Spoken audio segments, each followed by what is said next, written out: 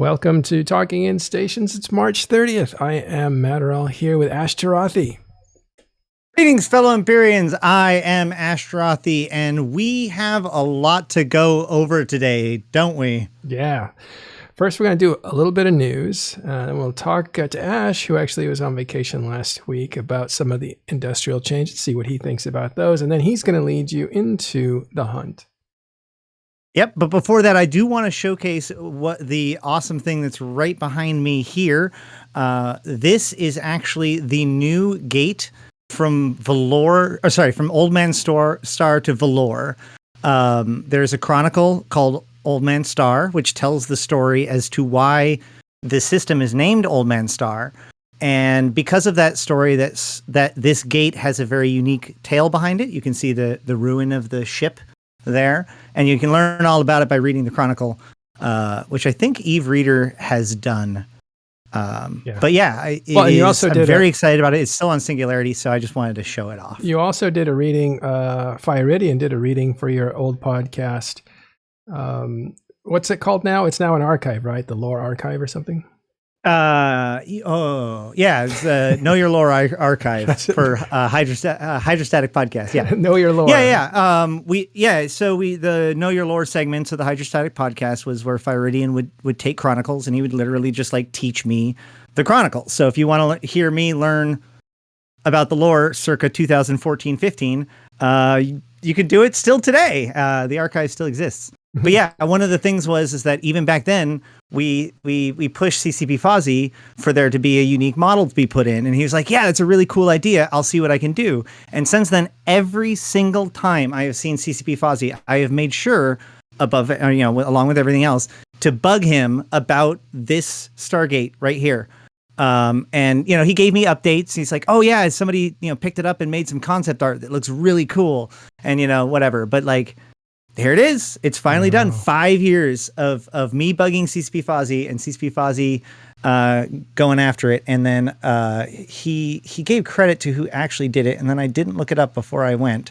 Hold on, give me 1 second, and I will get that for you. You can move on while I look it up. I'll talk a little bit about Old Man Star. From what I remember, that's the original Stargate. And the guy that created it got trapped. Go ahead.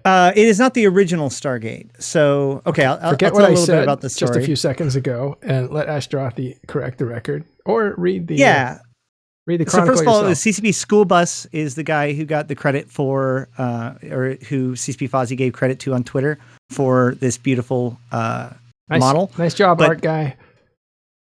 Basically, the short of it is that a crew of people, in order to build these Stargates, they have to first send a group out to go build the other side, right? So they send this expedition team out, and there's a navigational error. And when it comes out of hyperspace, it slams into an asteroid and kills most of the crew. And there's only one dude left.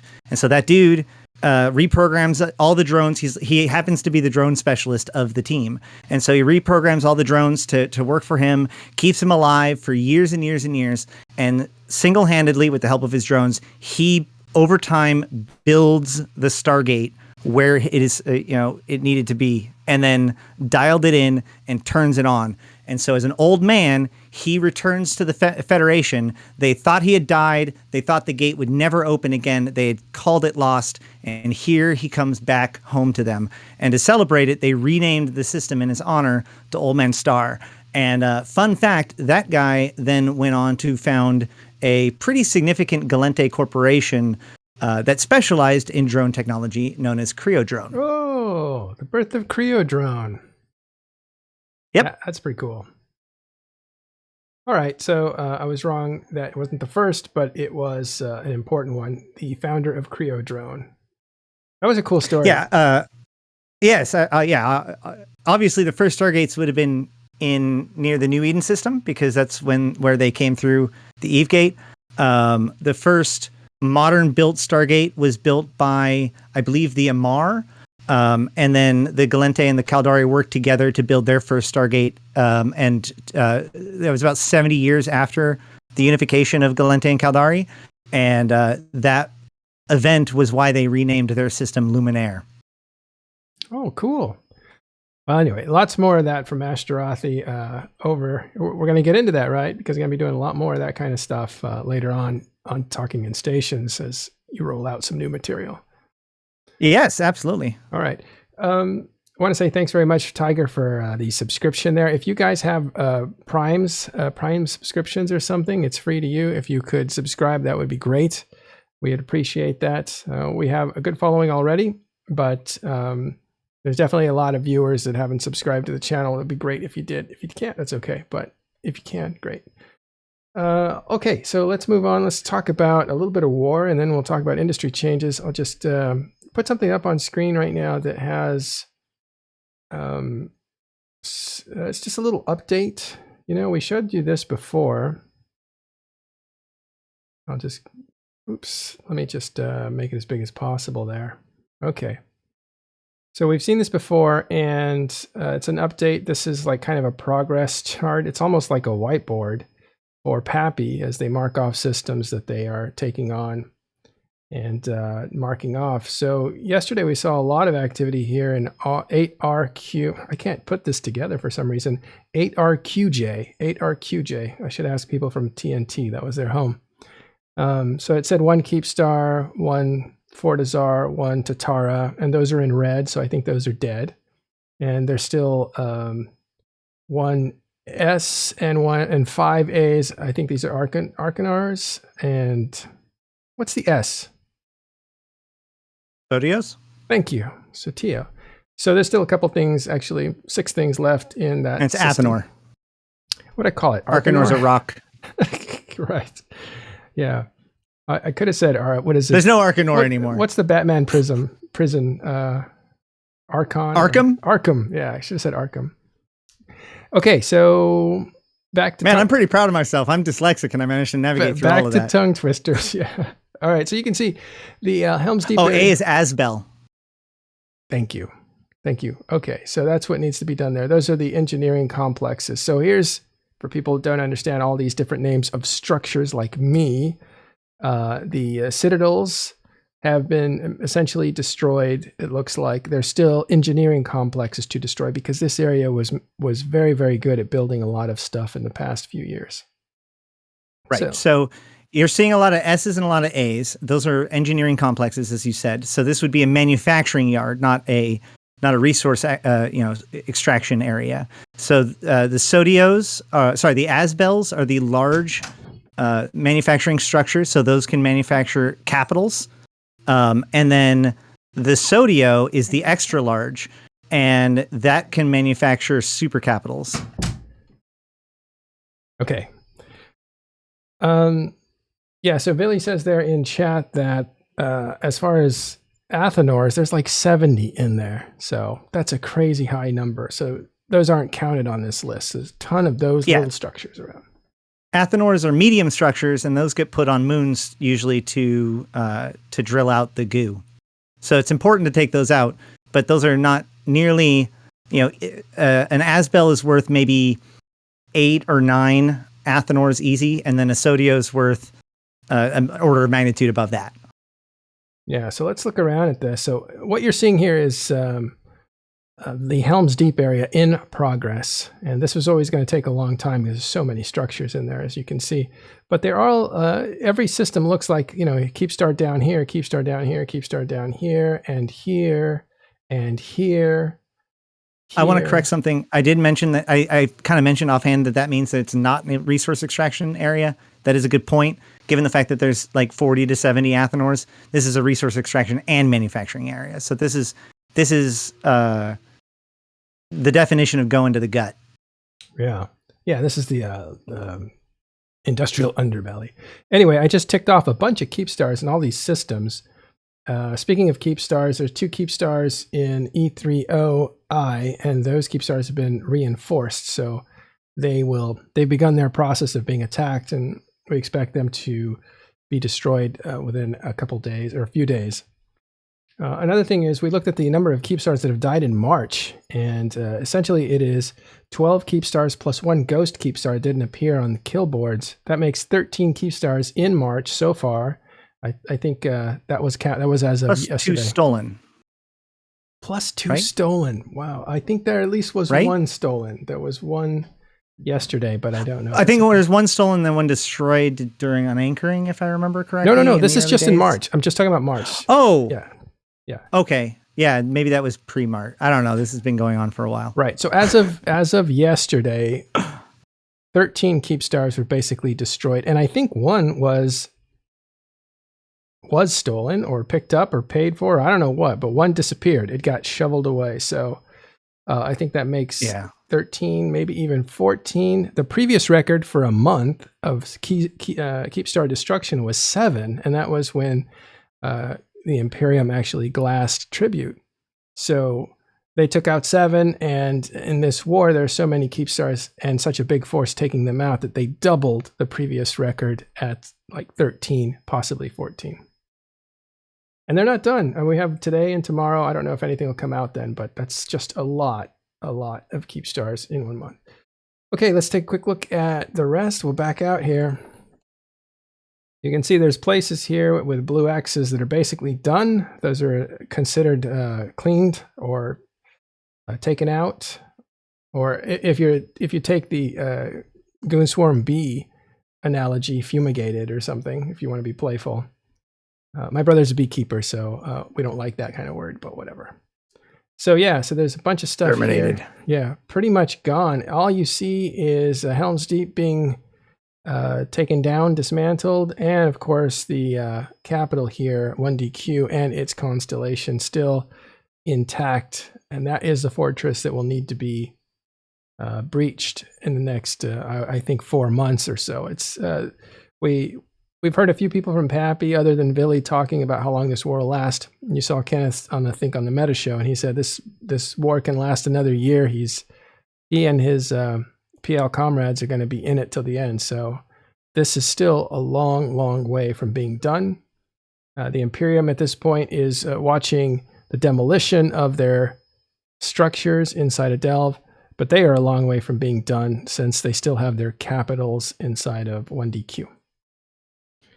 Right. So when Nullsec was being rethought of or was being looked at being worked on back in like 2013, 2014, one of the most popular motifs that kept coming up with this concept of farms and fields, and the idea that you would have, fields that you harvested from and then castles that you could fortify in, but that these weren't necessarily the same places.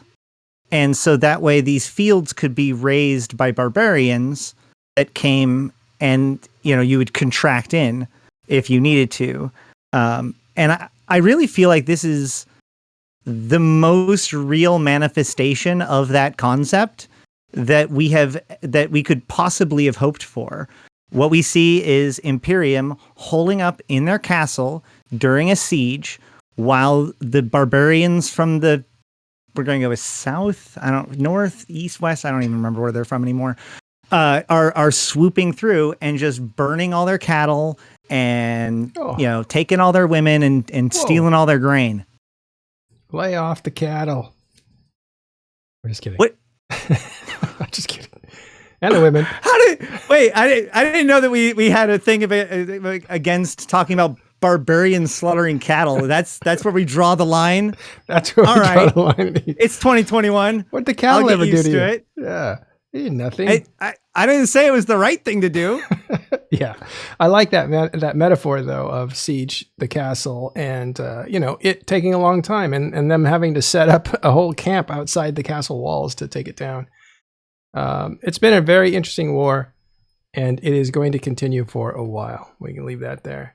Let's talk about something else that's changing in this game that is huge, and that is the industrial building of ships are slated to change in a few weeks, and it's going to get a lot more complicated to build ships, most of ships. What do you think of the changes? Have you looked them over, first of all?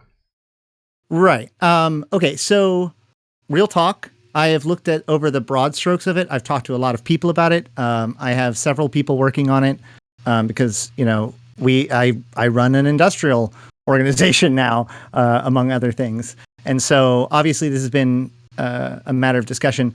I haven't actually sat down and like looked at the spreadsheets and like figured out the numbers in the way that some people have, partially because I sincerely believe that attempting to process what is going to happen under today's standards is a folly, is a fool's errand. I think it's much more important for us to try to grasp what the goals are and what the way it's going to look and feel and how to maximize it in the new world, rather than try to figure out how much more it's going to be cost to build X kind of ship. Because the problem is that all of that can change if the process by which the materials are gained or whatnot change.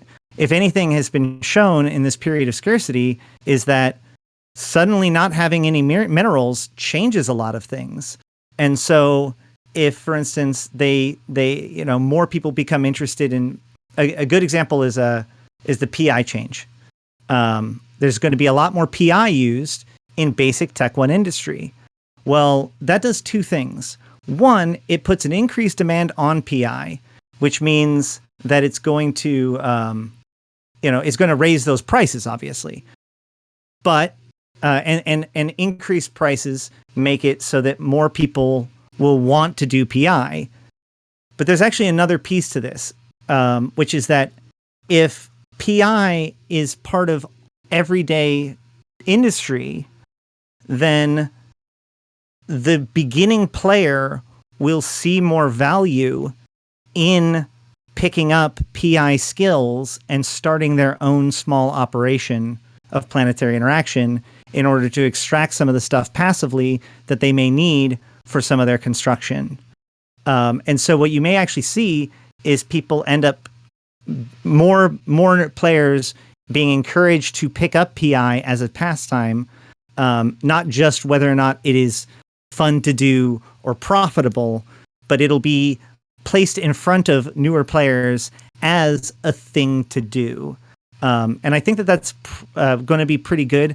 I also strongly believe that this will likely be part of like a PI overhaul, which could potentially make PI the rate in which we get PI or the ease in which we do PI could significantly change. And this could be anything from some elaborate district-based planetary conquest system that ties into the new shooter that they're building and the IP and all this stuff. And so planetary interaction changes fundamentally in deep, crazy ways into a whole new gameplay style, or they could just simplify it completely to turn it into the way it is in Echoes, where literally you just go to each planet and you say, go for another day, go for another day, go for another day, go for another day. And every like 4 or 5 days you go and pick it up. And the only hard part is just find the planet that has the stuff that you want. And it's more or less a daily login reward. Mm-hmm. If they went in either of those directions, they could potentially significantly change the availability of PI, and more importantly, the feeling of accessibility of PI to players. So I think that there's a lot to process when it comes to this stuff. I think that overall, the increased complexity ends up actually creating paths for players. Right now, Tech 1 industry is, let's be frank, bad, right? Yeah. Like, you're not saving anyone from like the best gameplay by making it so that Tech 1 industry is more complex. The new player, first of all, a new player is building very simple stuff. They're not building battleships for the record. I tweeted this. A battleship takes 2.3 billion ISK to buy the BPO and the research. It's like 1.6 for the BPO, and then like 200 to 300 for each the ME and the TE, and then it takes 200 days on top of that, and that's if you have like a good structure and stuff. And so, new players are going to be focusing on but somebody basic could buy a stuff, copy like ammo. But somebody could buy a copy of a blueprint. But I get your point, right? But here's the thing. But if they're buying a copy of a blueprint, then they've already hit a complexity level that's higher than buying the remaining mats off of the market. Good point, but they could be given the copy. But that's a very good point, using the contract. I will say this, and we talked about this earlier, that a player coming in that builds a little bit of ammo has all the information he needs to build a battleship. And that just seems way wrong. Like, right? That's a very right now the only difference, very flat learning curve for industry right now. So they needed to change that complexity. Right now, the only difference between building a battleship BPO or blueprint and a frigate blueprint is the amount of minerals. It's no more complex. It's no more, and the expense, as I just mentioned, of the BPO. That expense of the BPO is the main like divider of a battleship builder versus a frigate builder.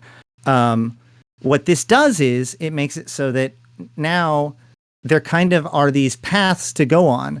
So you can think about, well, I want to build this kind of thing, and there's all these different kinds of niches, right? So one of the biggest problems that an industrialist runs into is, what do I even build, right? Like for 2 years, we've tried to have an industrial program, and we have a very successful T2 industrial program, but our T1 industrial program is impossible to get off the ground because basically anytime that you have a person that knows what needs to get built in T1 industry, generally speaking, an average industrialist will just have enough lines to just build it and doesn't need to ask anyone else to do it because it's really only just a question of lines at that point. And so like the idea of having this thing where like you work to identify what it is that you want to build, and then you augment yourself enough to build it, and then you're able to build it and do it well. That doesn't exist in T1 industry at all. And it's what makes T2 industry really, really good. T2 industry is very volatile. It's very based on the markets and demands and the T2 materials. There's a lot that makes the T2 market industry system a lot more interesting to figure out and profitable to figure out. And I think that adding these gradations, taking that giant open field and putting some fences in, actually creates paths that allows players to gain more focuses.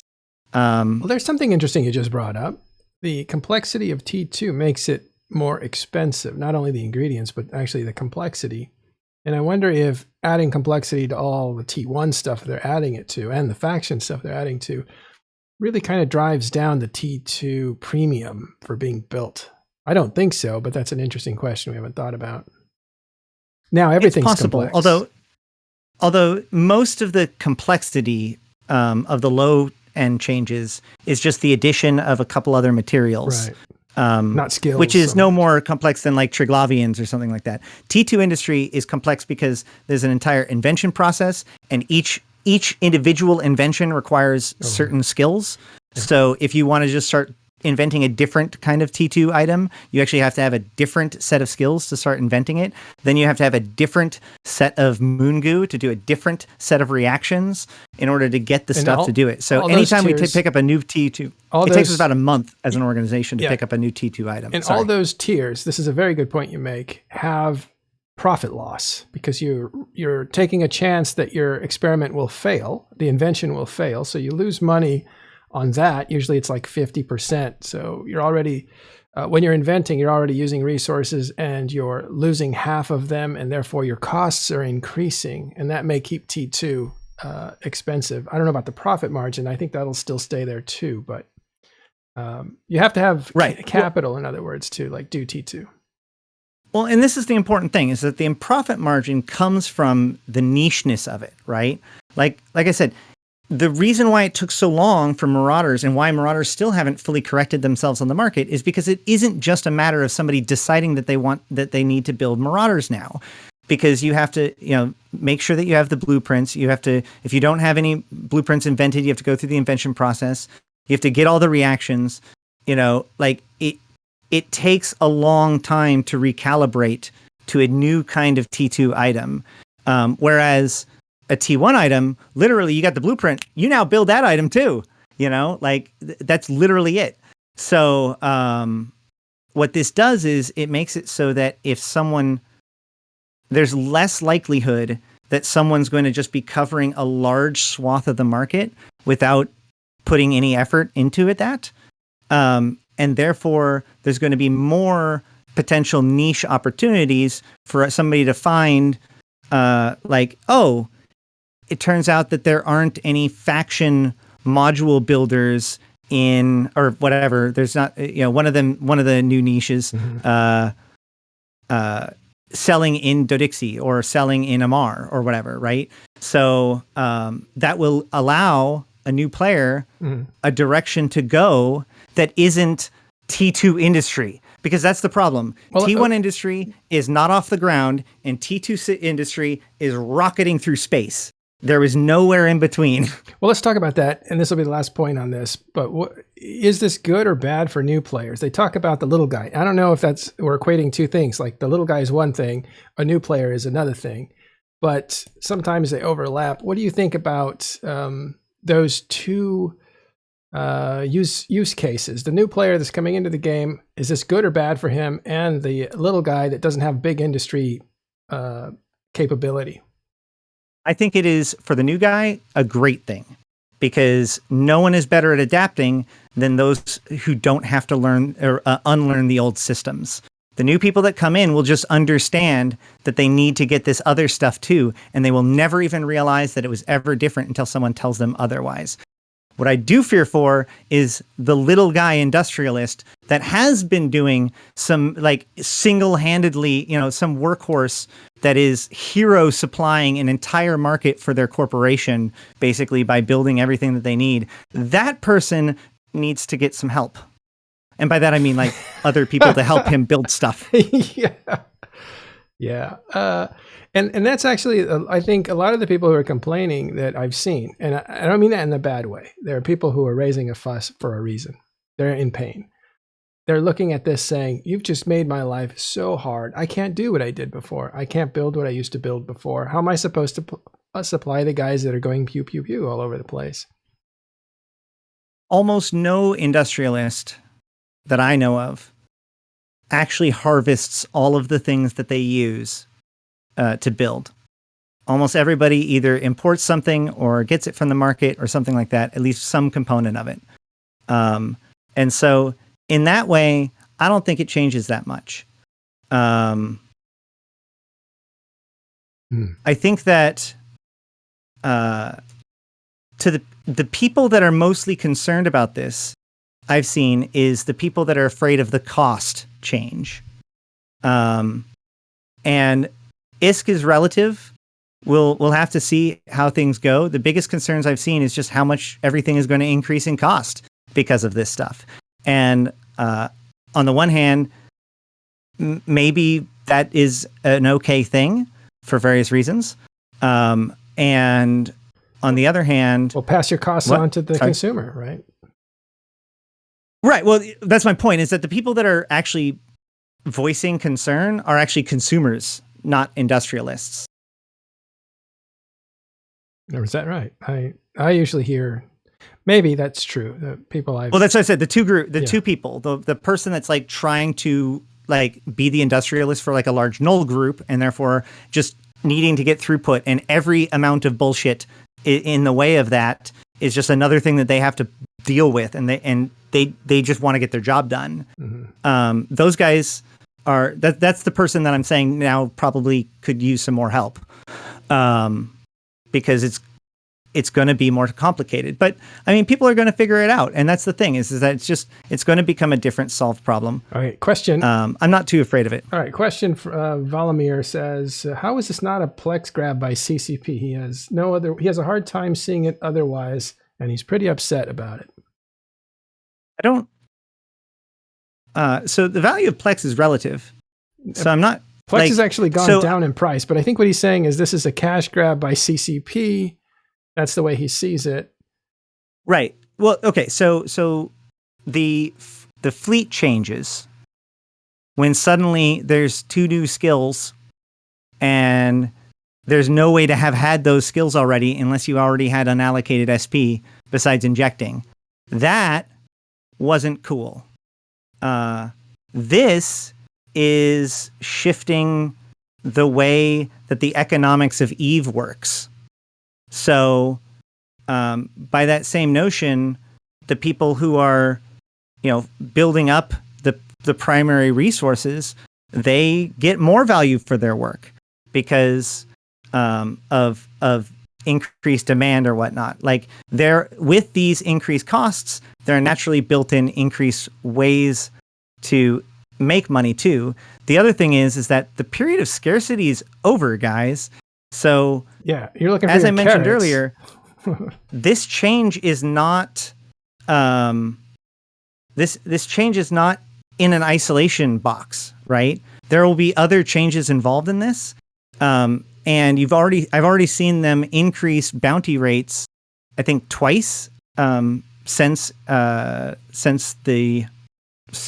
scarcity has ended. Little bits like changing things like the index multiplier by like the ratting multiplier effects and stuff like that, and then adding additional anoms and stuff like that.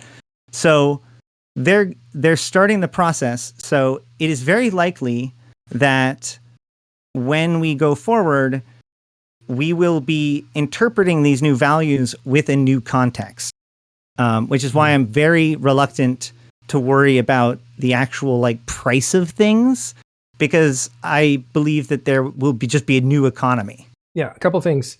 Going back to Valimir as a follow-up, he says this will create the need to use Plex to buy more accounts to make up for the shortcomings of labor. And I think that might be a naive way of looking at it, because what this is really taxing is man hours pretty much, right? Like you have more things to do. Yes, you have to, or you could just buy stuff off the market. Then it doesn't increase your man hours. It'll just increase your actual cost. But I don't see how this is a money grab. Like I haven't figured out how this goes towards buying a bunch of Plex. I think that the idea is that now that everything is going to, if dreads cost 3 times as much, that just, the assumption is that that's forcing players to then buy Plex to then get the dreads. But even in that case, that's why I said that the value of Plex is relative, and therefore someone still has to earn that ISK, which makes a very interesting feedback loop. And so I don't know exactly how it's going to work out, but Eve's economy is such that it's designed to chew through this kind of problem. Yeah. I just don't see I'm really it excited about that. I just don't see it as a cash grab. It's almost a much needed a thickening of industrial processes that can create more gameplay and more niche gameplay for people to distinguish themselves in. So I see it as a way of spreading the wealth. Like a person can't be a PvPer and a logistics pilot in their 200-man alliance and also build everything. Like if that was your gameplay before, you're out of luck, because that was never quite fair. That means people who wanted to be industrialists and wanted to focus on that had to compete with one guy and a ton of alts. And so really, if CCP is dissuading you from doing that kind of all-in-one vertical shop, that's good for other people's job prospects. Gives them a career. They become your supplier. Be clear, they didn't add any new hoops per se. Things got additional PI requirements and things got additional reaction requirements. But reactions are already basically baked into industry already. It's just basically not used by anybody unless you're making drugs. So all they did was they took that functionality and they tied it in as a subcomponent that makes it function very similar to the way that like cap parts function as a stopgap for capital production, right? Like it doesn't, so like it doesn't change things that much. And that's why I said, like, to a new bro, it doesn't change anything. And to that note, I point to Eve Echoes. In Eve Echoes, ships have required PI in them since day one to manufacture them. And no one even thinks about it. Every ship, every module that you build has a PI component and a mineral component. And no one even thinks about it. It just makes PI a thing that people want to do. Yeah. Whereas in Eve, we have PI built products and we have mineral built products. And there's a few that have some of both, but really, there are certain sinks for that material. And what CCP is trying to do by doing this is weave together those things. So it's not that you need to do more, it's that you need to source more. Which gives other people jobs. And now I need to step back and comment on a few things. First of all, Nick pointed out that reactions are required for T2 production. That's a good point. But a lot of T2 people will purchase the stuff post reactions. Also, I mentioned that the period of scarcity is over, and there's a lot of people arguing with me about that point. What I meant by that, no. So CCP cut it and cut it and cut it to a baseline, and then they said that is over, and so now we're in the period of regrowth. But it is slow, so it's not a forest; it's a scorched earth with little buds coming up. But I'm like, hey, look, there's like flowers and stuff. That's kind of cool. But I think they're completely different. So that's what I mean by scarcity is over. But they're completely different plants. If people want to see the forest regrow, in other words, you get the faucets of income that you had before, that's not going to happen. I don't think scarcity will ever go away. What you're looking at is the new normal, right? The idea that things are interdependent is the new normal. There won't be a way for you to do everything in the game unless you're really dedicated, and that will be rewarded. But you're going to lose your mind trying to keep up doing what, all the flat stuff you used to do before. So I think scarcity changes are not necessarily over. There's still a dynamic component coming. But if you're waiting for carrots, you're not going to get carrots. You're going to get a bag of mixed vegetables. There's different things coming. Some you will like, some you won't like, but it's a diverse ecosystem that they're building. And that's got to be clear by now. They're not going to just put rewards back in the game.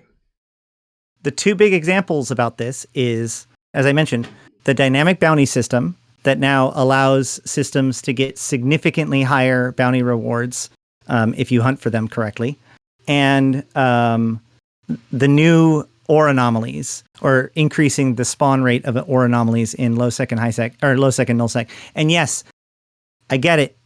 The sites are actually definitely not enough. But my point is that by those are the kind of levers that they can make dynamic, and therefore they will continue to push on those as they build up their repertoire. Those and events, which we will talk about right after we do this little commercial break, so we can take a breather. Yay! Hold on. Oh, I'll just take a quick breather. I think the people who are subscribed can still see us, but I just wanted to give us a moment to transition. And I'm just going to introduce you and then let you go. Is that cool? Yeah. All right.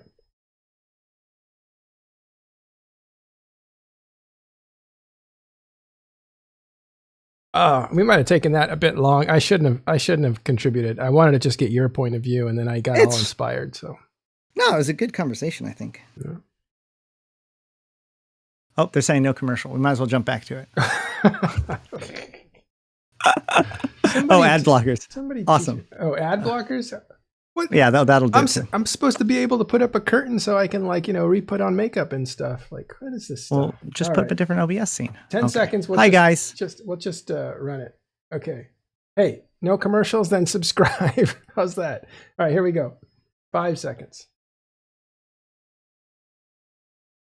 Okay, welcome back to Talking in Stations. We're here with Ash Dorothi, who's going to take us through The Hunt and more. Yeah, so The Hunt is live. This one actually hit me by surprise, even though I knew it was kind of going to be at this time. I seem to lose track of things like the day or two before it's going to come out. But either way, The Hunt is the Easter event in EVE Online. It is hosted by the Guristas, which are the Kaldari pirates. They, of course, their icon is the skull with the bunny ears, so we jokingly call this the Guristas bunny.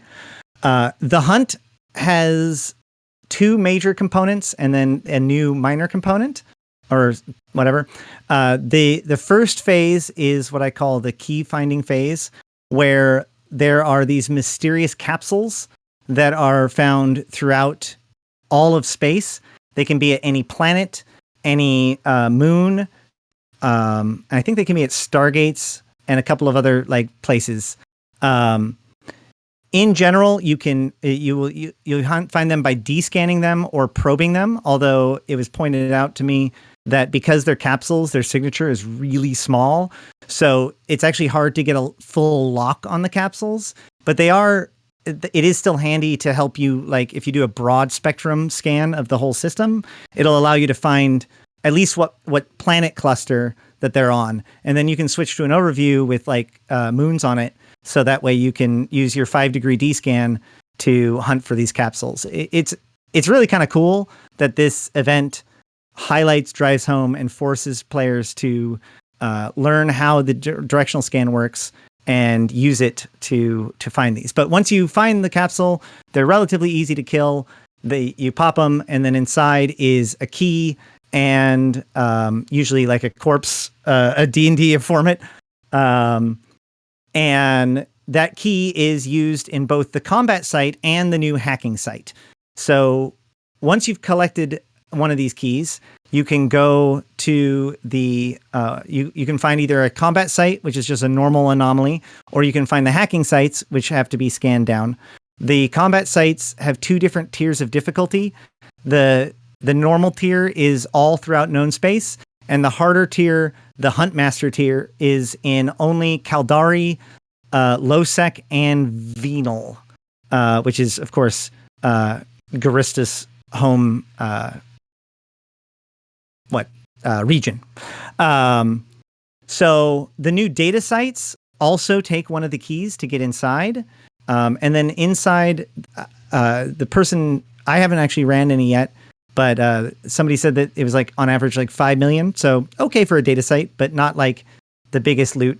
However, there can certainly be jackpots both in the data sites and also in the combat sites. The main loot is going to be like, if it holds true with the previous 2 events, you're going to expect about 40 to 50% of your normal loot is going to come from just straight up Overseer's effects, which are a commodity, which means there are NPC buy orders at basically every Concord or DED station for these Overseer effects. So they don't get impacted by the fact that the event creates a whole bunch of these. The NPCs just buy them all. So it's just basically raw ISK that you just have to bring to town to turn in. So that's a whole bunch of the value, which makes these sites worthwhile. But then you can also get Gecko blueprints for the super cool Gecko heavy drones, Garista's heavy drones. You can also get the Garista's implants, which should be the I think that you can do the Valam. I'm not sure. I haven't gotten confirmation if you can get the Valamir this year. But it should also be the Hydra. I think it's the Hydra implants. And the other Garista's implants can drop during this event. Now, as with the other events, there's usually something pretty cool that's given to everyone during that time that aren't interested in the event itself. And for the hunt, that is the fact that capsules will drop their implants as if it was normal fitting during this period of time. So I think it's until the 13th. If you are podded or if you pod someone, there is a 50% chance per implant in the pod for them to drop. So if you pod somebody, make sure to check their rec. And then in addition to that, if you do the sites, there is now just like the last 2 events, there is tasks. Right now there is 3 different tasks that you can do at a time, which is basically just the 2 different sites and killing pods. So it's the 3 different things that you can do. So unlike the last event where like you had to know which task you're supposed to be doing at any given time, this basically just has the 3 different tasks that you do. And as you do them, you just get points. At least I believe so. Somebody can correct me if I'm wrong. But either way, once again, the track leads down to hunter or skins. It's hunter quiver skins for Navy ships. Probably Navy ships because those were the ships that didn't get the skins the last time. Because we've seen a lot of Navy ships get skins during this event cycle. Which also means that it's very likely that these skins, just like the previous ones, this may be the only way to get these skins. And we still don't know whether or not they will cycle to different skins next year. So this may be the only way to get these skins. at all for your character is by running this event, and possibly only this year. So it's something to keep in mind. A couple other things. One big thing that I forgot to note, which is that the combat sites themselves are locked to T1 and T2 destroyers and smaller. And in general, last year, assault frigates ended up doing extremely well, performed extremely well on these sites. Let's see. Also, there is an Abyss PvP event on the 9th, which is going to be basic. I'm expecting Tech 1 destroyers with a 10% thermal and kinetic missile buff. So a lot going on for the hunt. There's some other things going on, some sales and stuff, but we'll talk about that later on in the show. Awesome. Okay. I think that covers it all. Yeah, that's a lot. It's pretty dense. Did you notice, by the way? I will say to those of you who are in the Caldari Galente war zone, especially Galente Caldari faction warfare people, shout out to my Aderon folks. Your war zone, there's so much money there right now. Get some frigates, get some destroyers, go out there, run these sites, make some money. There is one other big point, which is that the bug that existed still exists. So if you have multiple keys, when you activate the gate, all of the keys will be consumed. So if you have a bunch of keys, distribute them through your group. There's no T3 destroyers. That's a horrible bug, isn't it? Yes, but I mean, it's not like the keys are hard to find. I mean, these capsules are all over the place. Okay. Did you tell people how to get involved with this? How do they find the hunt? How do they participate? It shows up in the agency, and like a splash screen shows up with basic information as soon as you come in. In the agency, you can find the track with all the information. If you don't see it in the top left of your screen, there should be a little the charm. You can click on it to show the event, so that way you can see when your tasks get completed. As I said, it's a T1. It's a destroyer down setup. So pretty much good Tech 1 destroyers can do at least the basic site. And if you get some friends, it can be a lot of fun. I know last year I did several roams with CCP devs and with other people during this time, just because it was so much fun to grab like 5 or 6 guys in anything from Tech 1 destroyers to assault frigates to, command destroyers, whatever, and just roam around and, hunt these sites. The Vengeance, Gentleman Gamer posted a video. I believe he used the Vengeance specifically. And I think somebody else mentioned that they literally just used their Abyssal Retribution and was fine. You do want to open, that's a good point. You do want to open up your overview settings and ensure that irregular capsules are on your overview. The other way you can do this is if you are descanning, you can set your filter for descan to everything, so that way you see them no matter what. And then when you get on grid with them, you can always, if you have show all brackets turned on, you'll still see them on your screen, and then you can right click them in space and add them to your overview. But in general, event things are the irregulars. So if you just go through and just check all of the irregulars, those will be event rats. That's a good tip. Do you think this will be as lucrative as the other ones? We did look at the monthly economic report, and we saw the blips as people were making money off the Winter Nexus and then again the Guardian's Gala.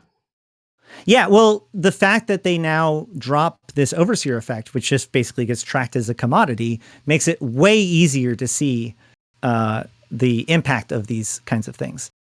Whereas before this, it was basically like the new implant was dropping or something. So it was like, it'd be really high and then it would crash. And then, it would be hard necessarily to get the ISK out of it. Now it's easy to get ISK out of it, and it's easy to track it. If it's anywhere close to what it was before, it's going to be great ISK, especially, as I said, if you just find a team of like 3 to 6 people or whatever, like go as a group, because this AI specifically generally is designed to go soft on groups for two key reasons. One, well, they split aggro is the short of it. And that means that no one of you gets focus fired.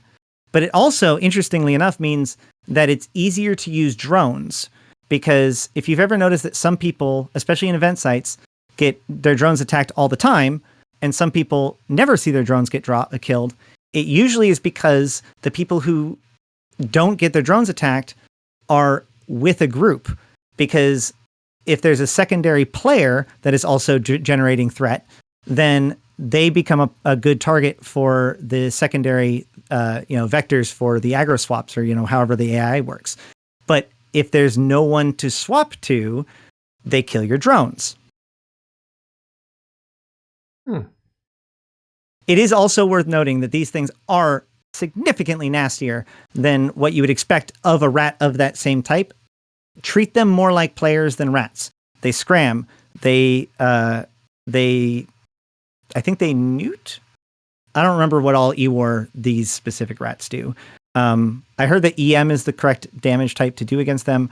That actually might, yeah. And yeah, the other big key to these guys is that EWAR works against these guys like they were players. So you can, they do newt. So you can newt them, you can jam them. They newt, ECM, and point. That's nasty. You can do anything that you normally do to normal players. It will work on them the way that you would expect it to, with some differences. Like if you newt them out, their secondary effects, they'll still be able to fire, but their secondary effects, their webs, their newts and stuff, and their any sort of active tank will be shut off. Also, most likely, kiting is going to be a bad idea, because these rats generally, at least some of them, will be able to do repositioning, so they'll be able to warp and get on top of you. Okay. Anything else on this? Well, I mean, we're getting some, I'm just reading. Good. There are some people that are throwing in some extra stuff. Okay. Answer questions. Well, no, they're actually just giving information about, because there's people that are seeing stuff. So Remy Main says 32 hit points per second, 50% resist occurrence to board. Should be a good target to be able to do them. So basically, 60% or 60 to 70 HPS or EHPS is your target for a tank. And it is designed for smaller ships, so it's designed to be agile. And I know that inner room is the outer room doesn't have that big of a threat. The bigger threat is players coming in while you're dealing with the swarm, or like the rats. The inside is much simpler and has the DPS check, basically. And remember, I believe every single person that wants to go into the inside room has to use the key. So that's why I was saying, like, ultimately what we generally had was like somebody would have collected some keys, and then we just like distribute them. And like drop them and trade them between us to make sure that the correct people were able to do it. All right. Still more stuff coming? I think that might be it. Okay. Well, if it's not, contact Ash Jarathi or hang out in Talking in Stations and trade information. By the way, if you've looked at our TIS Discord, which you can go to by talkinginstations.com/discord. We have some new channels in there. We have a trade and sell channel, so people are putting up their items to trade and to buy if they're looking for something. We also have a wormhole channel now for specifically wormhole topics, and that's just amazing how fast that got started. Among other channels, there's a bunch of news feeds in there if you want to get news while it happens. And if you want to hang out in voice chat, there's always people hanging around. Okay. So, right. So what do you want to do next? More news. Okay. More news. Yeah. All right. So today's patch was nothing to talk about. It basically just turned on the hunt. But in tandem to that, some people noticed that the launcher had stopped having launcher profiles. So you can actually have multiple launcher profiles, and each of those launcher profiles are basically a complete save settings of for your character, for your account. So, for instance, I have a launcher profile for when I want it to be running on a single screen, and then I have a different launcher profile for when I'm running on a dual monitor setup. And I have a different launcher profile for when I'm a logistics pilot, right? Because I want different overview settings and different broadcast settings, maybe.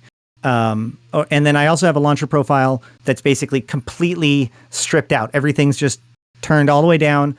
And so that way I can like log in all of my extra accounts to do my daily check-ins or whatever, right? Well, they removed these as part of the new launcher, and people lost their gourd. And so as of today, CCP Aurora first posted on Reddit saying that it would be reverted by tomorrow. And then by the time I had tweeted that 3 hours ago, she actually corrected me and it was already fixed. So if for some reason you were afraid about that, all you have to do is refresh your launcher, close it, reload, reopen it, whatever gets you to get a brand new, get the newest version of the launcher, and you should be able to do your launcher profiles again. Yay! And if you didn't know about launcher profiles, now you know. In Poshvin news, so this is kind of odd. When Poshvin formed the Stargates, you can still see the Stargates that they have. And the Stargates are now listed as disrupted Stargates. There's lots of lightning around them. Edencom has cordoned it off. And there's this giant crystal that's growing in the center of it. You can see it in the Zenith imagery, and in the trailer for the Phoenix Quadrant. Both shows how messed up the Stargates were. And while the electrical effects are there, and there's still some of the exotic matter kind of flying out the side, it was noticed, I think, yesterday that the giant crystal in the middle has been removed, both on the gates inside and outside of Poshvin. It is unknown at this time whether or not this is a bug or something, or an indication that something's happening. Maybe Edencom is attempting to reactivate the gate. We don't know, but something has changed. Now then, new hex skins coming. Okay, so this is where I now go here and I go Control F9. Boom. All right. So one of the original amazing skins that CCP came out with was the Angel Hex skin, right? And the first one was the Angel Hex skin for the Macarial. I don't know if I have up. Look like a green Cylon. Yep. I have it. I got it originally for like, I think if you bought an entire year sub, you got it for free or something was the first way to get it. I got it for free. So anyway, it's a super great skin. It's been beloved by a lot of people. They have since made the Angel Hex for the entire Angel line and also the entire Garistus line. Well, now they have decided to fill this out for the rest of the pirates with a twist. So for the Blood Raiders and the Garistus, we have the Vampire Hex skin, which is red and black with a teal pulse, which looks amazing on Blood Raider ships and like on Garistus ships. Let me pull up here's the Gila, because of course they had to make a skin for the Gila. They can't make a skin without making it for the Gila. Did you know that? It's like contractual. I'm kidding. So, I mean, it looks fine on the Garistus skins, and it may just be because the Garistus ships already have such good skins. But I think it really shines on the Blood Raider skins, or Blood Raider ships. And then for the Mortis Legion and Sanchez, we now have the Ghost Hex, which actually I think is way cooler. So this is green with an orange pulse. That's wild. Looks like copper. And so that's for all of the Mortis Legion and Sancha ships. And boy, did Sancha ships need good skins. Good lord. Finally, a decent nightmare skin. Can you step aside a little Praise the heavens. Oh, yeah. Hold on. Let me actually move this. Or move it. Boom. Yeah. No. I feel like we're on a shopping network. Yeah. So all of these skins have the little diamond on them. So they are going to be purchasable on the next store whenever they are made, whenever they decide to make them available.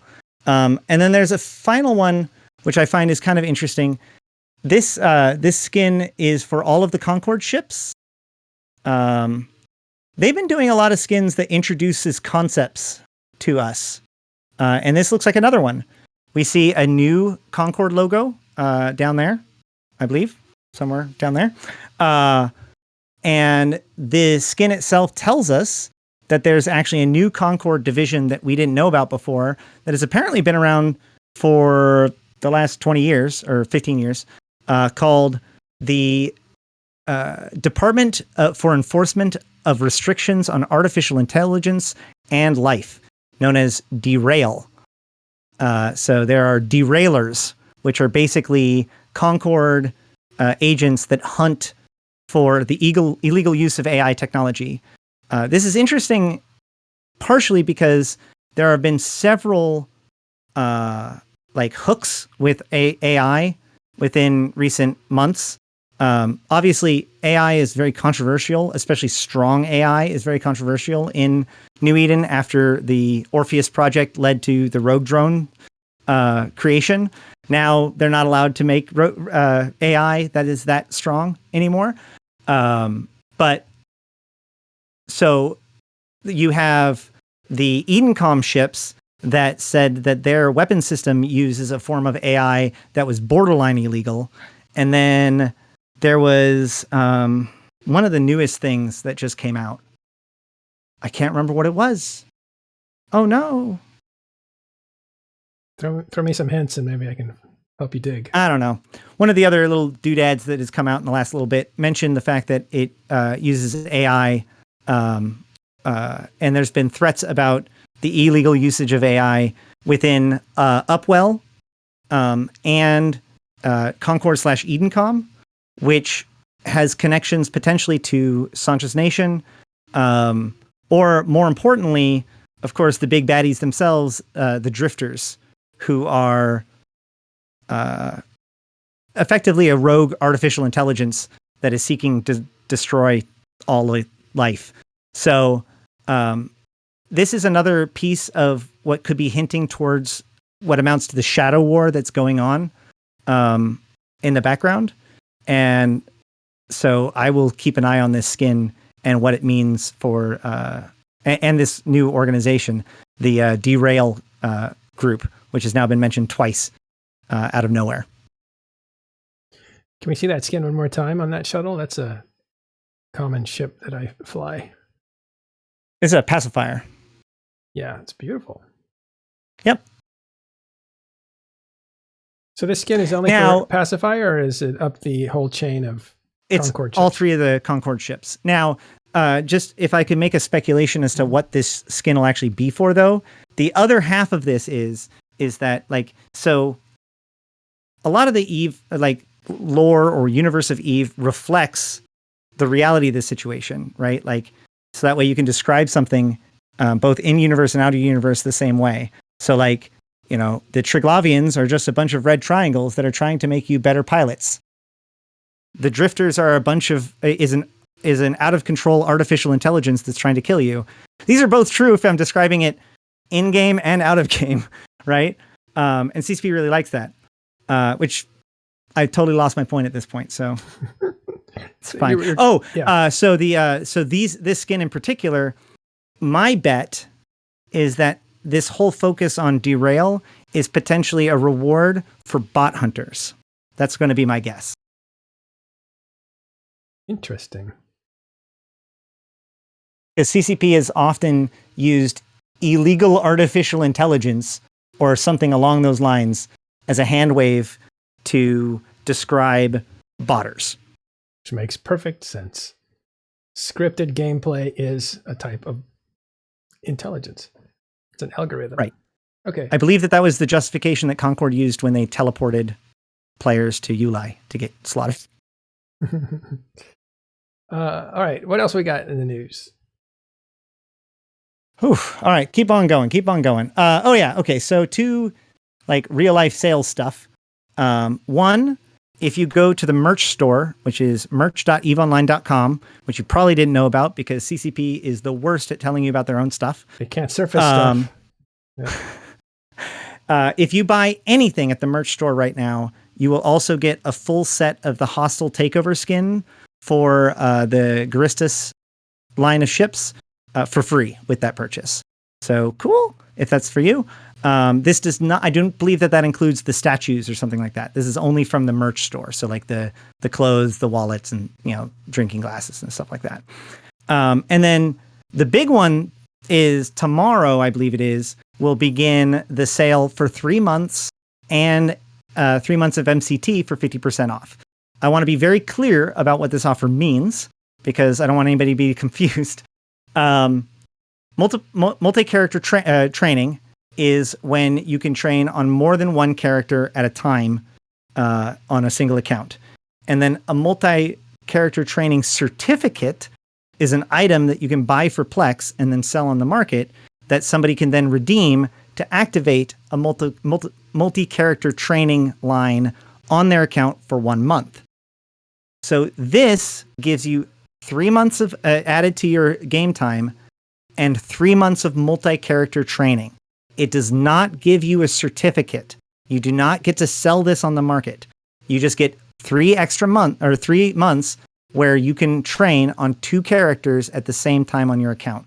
The reason why this is important is because an Omega account is just better than an Alpha account, and therefore an Omega alt is in some ways better than an Alpha alt.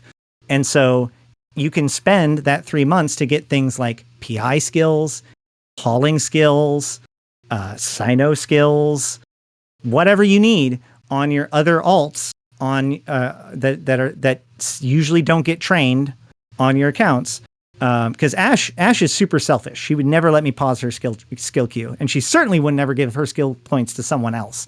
So the only way that the other 2 accounts get trained on my main account is if I get multi-character training. So I'll probably be getting it just because I want to shore up some of the extra skills on those 2 characters. Right, cool. And was there something on Twitter today that was interesting? There's a couple things on Twitter today that was interesting. Hold on. Confirmed launcher profile removal is being reverted from CC. Yep. What was that? Yeah, I talked about that. So, okay, never mind. So the launcher profile changes. We noticed that they got removed. People complained about it. CCP or somebody put in a ticket. They were told that it was meant to happen. They posted a Reddit post complaining about the fact. It was like, hey, apparently this was intentional. CCP Aurora posts on that Reddit post saying it'll be reverted by tomorrow. I tweet about it 4 hours ago. She tweets back to me like less than 15 minutes later telling me to refresh my launcher. That's the summary of the story of the launcher changes. Awesome, Astrology. Okay. Thanks very much. We have one last thing to show you. It is the complete version of Who Are the Drifters? That was made by Astrothy. Tell us about it. Yeah, so we showed this last week, and people really, really liked it. So we thought we could show it again today.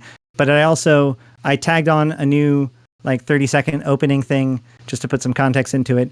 And what you're about to see is actually the version that is being uploaded to Talking Stations and will be the final version, basically. Yeah, I need to get it. It'll take about 30 seconds. Oh, okay, cool. Well, yeah, so this represents a big change for me. I am going to be refocusing on Eve a lot more, which is great. I should be streaming more and also doing the videos again. are doing more of these kinds of videos. So I'm now going to be working with Talking Stations as a producer to create higher polished or like pre-edited, pre-scripted content for branded for Talking Stations on our YouTube channel to help build the amount of resources that we have and hopefully build our audience. We good? Can I stop distracting? Yeah, no. Yeah, that's fine. Okay. Is there anything else you wanted to say about this? We're going to have more of this kind of thing. This is jam-packed version of Who Are the Drifters? But the other ones that you do will not be so dense, right?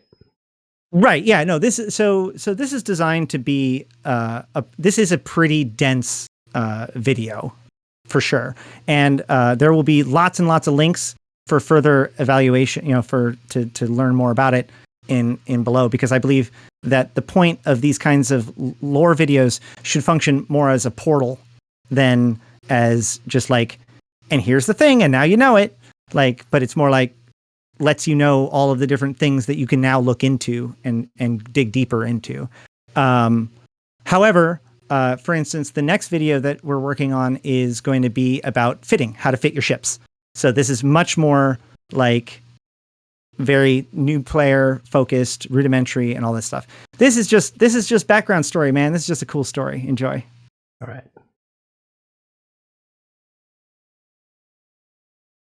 Greetings, fellow Empyreans. I am Ashtarothi, and I am very excited to be working in conjunction with Talking Stations to bring you the story of one of the greatest threats to New Eden, the Drifters. We plan to make YouTube videos just like this one to help players of all skill levels understand the game of EVE Online, its universe, and its mechanics. As a first offering, I thought it was only appropriate that I answer the question I am most frequently asked. Who are the Drifters? Enjoy.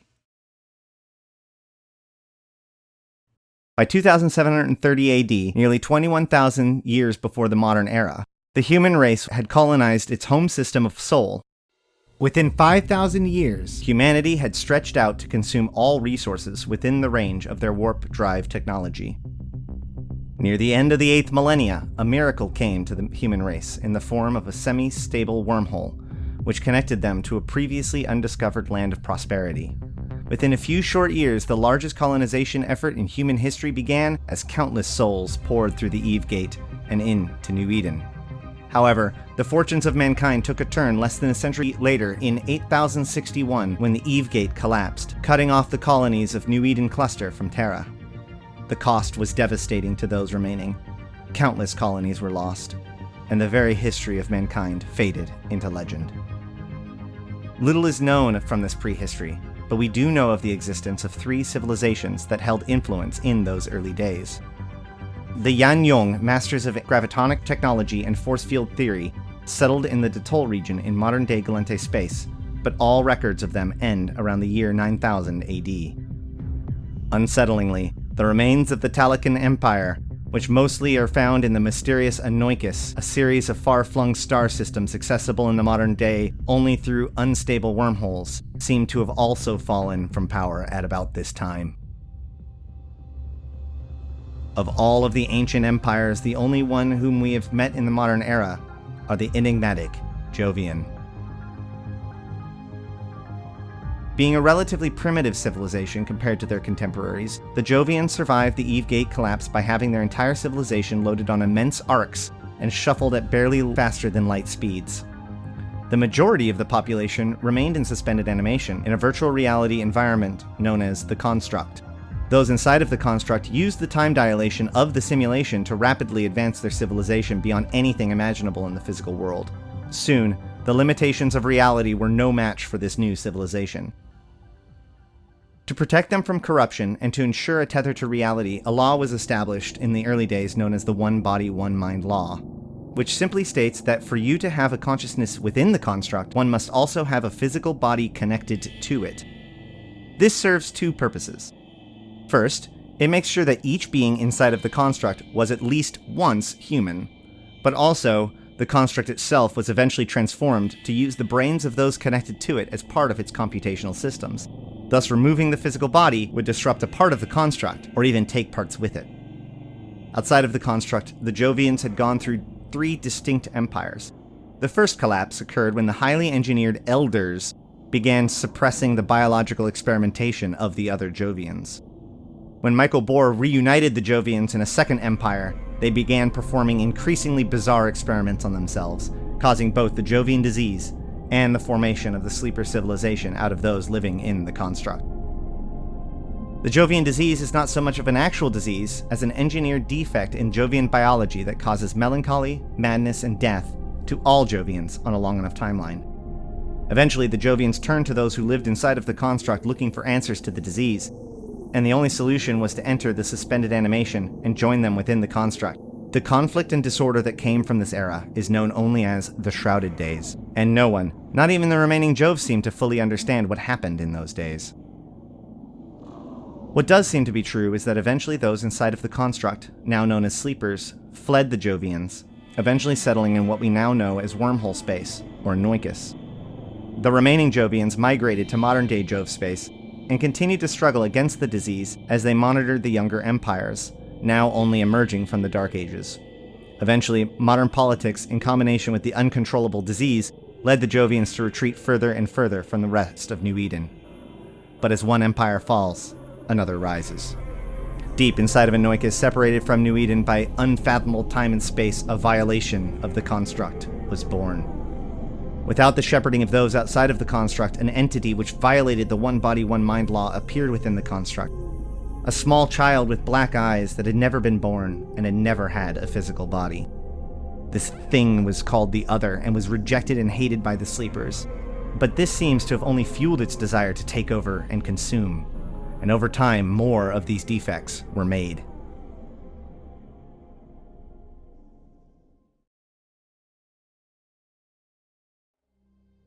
A little over a decade and a half ago, in the year YC 105, the Empire of Amar was having their own trouble. The Emperor, Hadrian VII, ruler of Amar for 3 centuries, had died of turret disease on August 28, YC 105. The Amar Empire is ruled by a small handful of noble houses, each with a selected heir to head the house. When the time came, the heirs competed with one another in a process known as the succession trials. The winner becomes the new emperor or empress, and the losers must commit suicide in a ritual that is known as the Rite of Shathal Sin. So when the 5 houses competed in YC 105, Dorian Corazor was chosen and became Emperor Dorium II, but this did not settle the issues within the empire. Jamil Sorum, the heir to the highly militant Sorum house, was reluctant to give her life in the ancient traditions, and when she lost, conspired with her loyalists on a plan to cheat death. The very flesh of the heirs is seen to be sacred by the Amar, so the idea of cloning a body and mind of Jamil was against Amar scriptures, but this did not stop Jamil's loyal follower Phallic Grange from secretly cloning her at the Matriarch's Citadel. These events had not gone unnoticed in Anoikis. The Other reached out across the cosmos and discovered the plot to illegally and secretly clone the failed heir to the Amar's throne. When her mind was transported to the Matriarch's Citadel, the Other hopped on board and stitched itself into her brain. Once there, the Other whispered into the heir's mind, teaching her the secrets of ancient technology and revealing the location and function of an incredibly powerful superweapon, which she then used to defeat the Elder fleet of the Mimitar as they flew above Jamil's birth planet in Sorum Prime. The recent assassination of Dorium II had plunged the Amar into chaos, and Jamil's triumphant return had been deemed a miracle of God. This led to Jamil being crowned the Empress of Amar. After using the weapon, she discarded it to allow it to fall into the hands of the Road Drones, a hive that is also likely under control of the Other. A Sisters of Eve ship that was doing investigation on the Eve Gate, where the weapon was first found, traced the energy readings to the weapon's location. A Blood Raider group trailed the SOE ship and witnessed them being destroyed by the Road Drone hive. However, the Blood Raiders, probably through the help of the Society of Conscious Thought, or at the very least some Jovians, were able to disable the drones. The Blood Raiders would have acquired the weapon for themselves and brought upon an endless harvest of blood, if not for the valiant Thuckers. A tribal ship and crew who chose to sacrifice themselves to destroy the weapon rather than to let it fall into the wrong hands. The explosion triggered the Isogen 5 that was being packed inside of Jamil's ship and the hive surrounding it. This cache of Isogen 5 was one of several that was created by the pre-Dark Age empires and stored near certain stars. Isogen 5 itself is a super rare isotope of isogen that seems to only occur around certain blue stars and have unheard of gravitonic properties. To make matters worse, this cache was quantumly entangled with at least 9 other caches, which also exploded simultaneously. These explosions poured energy into the local stars, causing massive coronal mass injections, destroying the closest planet near each star. This is known as the Salient Incident, or the Apocrypha event.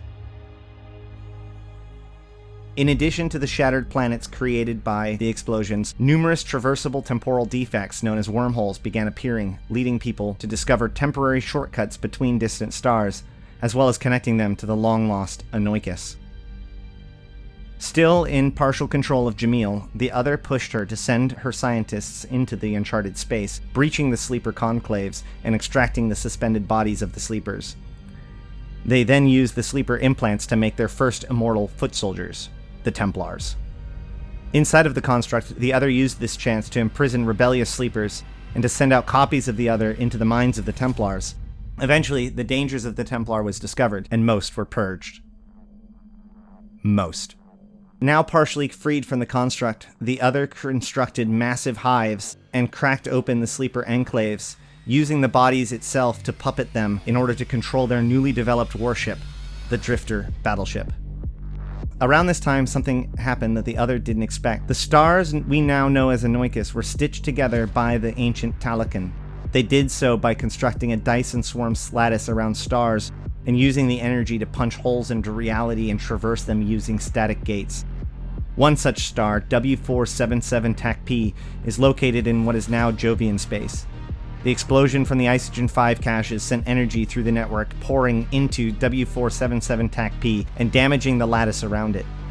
Several years later, in YC-117, W477 TAC-P exploded, causing an even larger event, blowing open the inner chambers of Anoikis and leading the Drifter forces to pour into known space and began exploring and dismantling the sleeper caches and Jovian observatories that had up until this point been cloaked and observing us for nearly 100 years. In the modern era, this event is known as the Caroline Star event. What they want is unclear. They have 5 wormholes, each named after a kind of fortification. Inside of each is a hive, filled with drifter battleships and support cruisers. Highland Tukos warned us of a great invasion that never seemed to have come. However, at the center of each of these hives is a massive vortex of energy surrounding a pile of what may have been fragments taken from the observatories. Additionally, from the records that we have gained from the Triglavians, we have discovered that these drifters have entered into abyssal dead space and disrupted the Triglavian collective that had been hiding there since the end of the Second Jovian Empire, the very same empire that drove the sleepers off over 2,000 years ago. The Triglavians see the drifters as heirs to the Second Jovian Empire, and while they do not understand their artificial nature fully, they identify them as the ancient enemy Azdaja, or the ancient enemy dragon. Now the drifters are arriving in force in Poshvin, and the Triglavians are warping space-time to gain a foothold into K-space. This ancient war has spilled out into the modern day as the Precursor Crisis.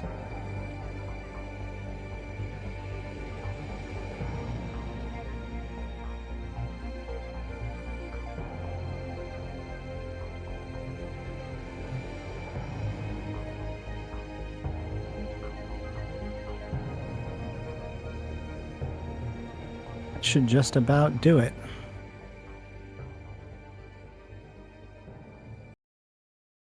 All right. Yeah. Good job, Ash. That was a fun project. I look forward to being able to do more. It's actually my first video being made with Adobe After Effects, so hopefully we'll get more cool stuff like that. Everybody really likes it, and so I'm definitely motivated to do more. Yeah, that'll be up today, actually. It's getting ready to be put out there. We're going to feature it on youtube.com/talkinginstations. And we'll leave it up there. Make sure to put in some nice comments. And if you have stuff you want to share, do that as well. Astrothy obviously worked very hard on that. And there'll be more coming too. So something to get excited about. So make sure to follow, Follow us on YouTube's. That's right. The YouTube. And make sure to share that with your buddy. The goal of this is that, like, I get asked that question, who are the drifters, so much. Like, I'm definitely going to keep this in my back pocket to just drop on people. So that way I don't have to explain it over and over. All right. Well, thanks, Ash. Thanks for that. Thanks for your video. All the information. Great stuff. It's been nice hanging out with you on Tuesday. We'll see you again Friday. And everybody else, we'll see you back here for more Talking in Stations tomorrow. Have a good day.